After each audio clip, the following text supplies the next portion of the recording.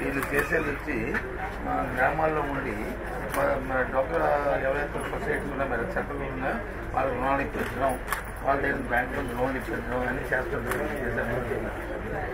మీరు బాగా లేకపోతే సరే డ్వాక్రా వ్యవస్థ నాకు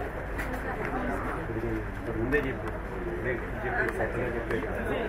ఇన్ఫ్యాక్ట్ మహిళా మీటింగ్ మనం కండక్ట్ చేస్తాం ఆత్మీయ సమావేశం జిల్లాలోనూ ఆల్మోస్ట్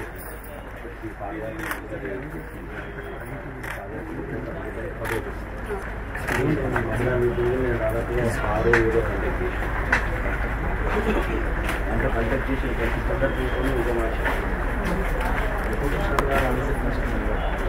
పొదుపు సంఘాలు నిలబడాలి అని అంటే మీరు నిలబడితే పొదుపు సంఘాలు నిలబడాలి. ఇది వెరీ ఇంపార్టెంట్ అనేది నేను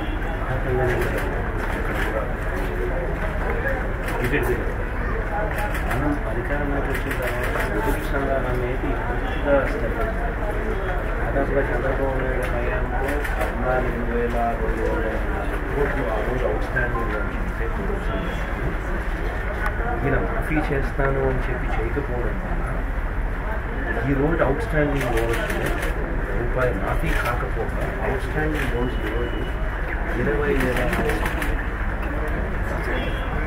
14,200 అవుట్స్టాండింగ్ అవ్వచ్చు.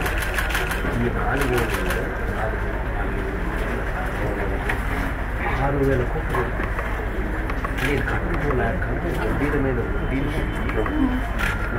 మాఫీ అనేది చేస్తానని చెప్పి చేయకపోవడం వల్ల వీళ్ళు అయిపోతుందని చెప్పి చేతులు వీళ్ళు వదిలేసిన నేపథ్యంలో అది వడ్డీ మీద వడ్డీ పెరిగి 6,000 కోట్లు 4 ఏళ్ళు 20,600 కోట్లు లేటెస్ట్ ఎస్ఎల్బీసీ రిపోర్ట్ మన చంద్రబాబు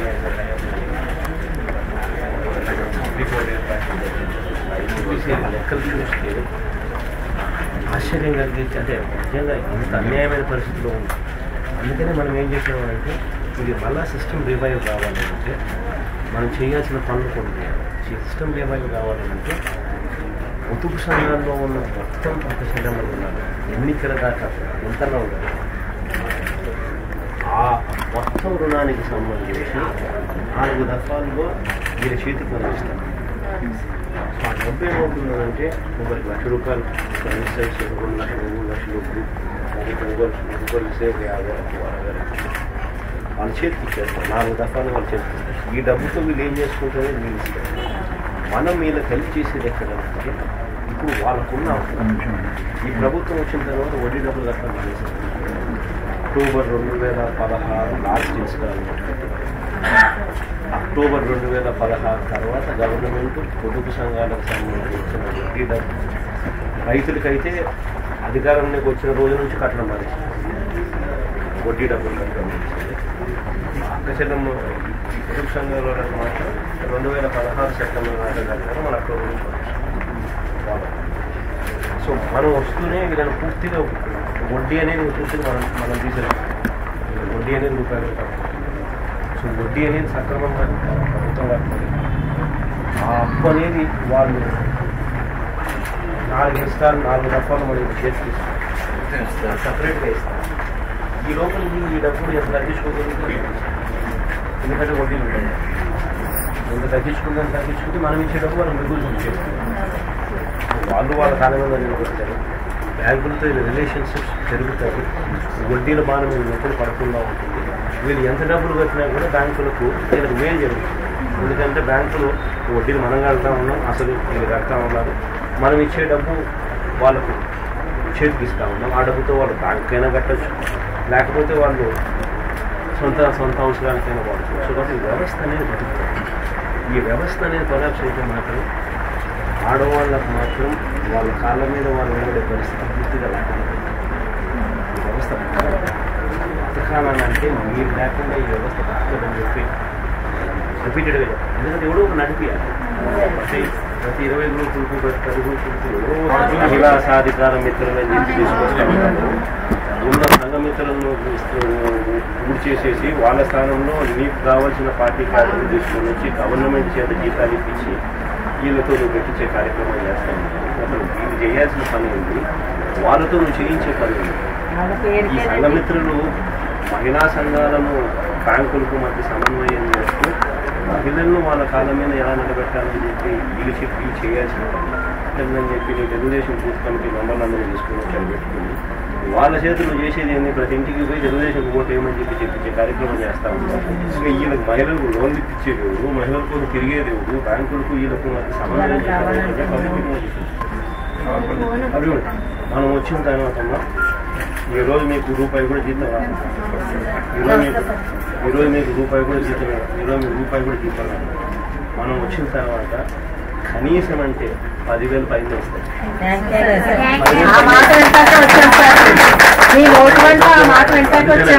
ఎందుకనంటే మీరు కనీసం సంతోషంగా లేకపోతే 10,000 మనకు మీరే కాదు 10,000 కన్నా తక్కువ ఎవడన్నా ఎక్కడన్నా ఎవరి దగ్గరన్నా గవర్నమెంట్లో ఉన్నా కూడా అందరినీ మార్చేస్తారు, అందరికీ పరిగణిస్తారు.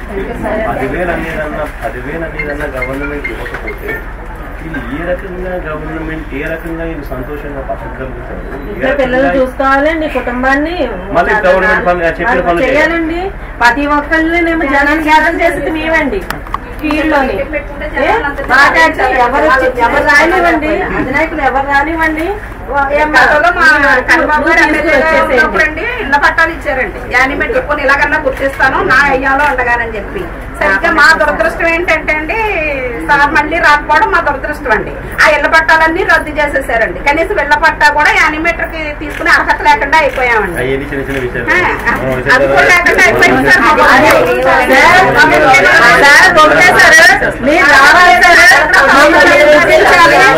మీరు మా గౌరవ వేతనాలు ఇస్తారని మీరు 5,000 రాసినారు, 5 కాదు 10 పైన. Thank you sir. మా ఒంటిగా కష్టపడతాం సార్. ఎందుకంటే సాయశక్తిలా కష్టపడతాం. నాన్నగారు ఉన్నప్పుడే ఈ ఫైల్ మూవ్ అయ్యేది సార్. మా దురదృష్టం ఆయన కూడా కోల్పోవడం నేను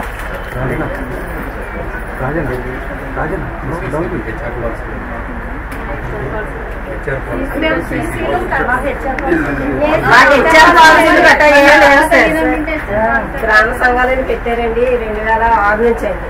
అంతకుముందు డిఆర్డిఏ యానిమేటర్ వ్యవస్థ కింద ఉండేదండి.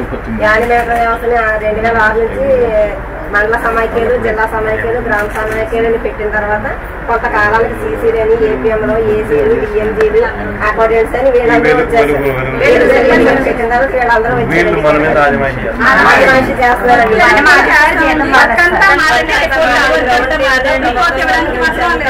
కుర్చీలో కూర్చొని ఫ్యాన్లకు ఏసీ కింద కూర్చొని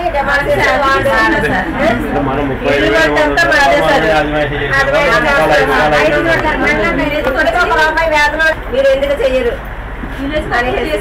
వేతనం ఇవ్వండి, మేము చేస్తామంటే వేతనం ఎట్లా ఇవ్వాలి, ప్రజలు నడుపుకోండి. ప్రజలు ఎట్లా ఇస్తారండి?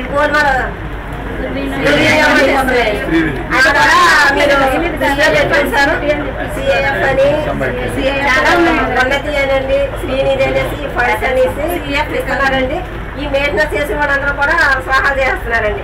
ఇది కూడా కొంచెం మన ప్రభుత్వం దృష్టిలో పెట్టుకుని అది కంట్రోల్ చేస్తే మన ఎండిఓ గారు ఆధీనంలోకి మన గ్రూపుల్ని కూడా మనలో సంబంధించండి ఎండిఓ గారు ఆధీనంలోకి వచ్చేసారు.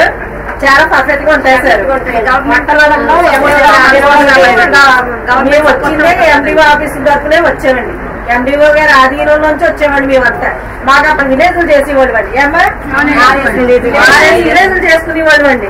అసలు గోడ గొడవండి. ఏ నాయకుడు వచ్చి మీ జనాన్ని గారులు చేయటం పక్క మళ్ళీ లేదండి. ఏం చెప్పలేదండి.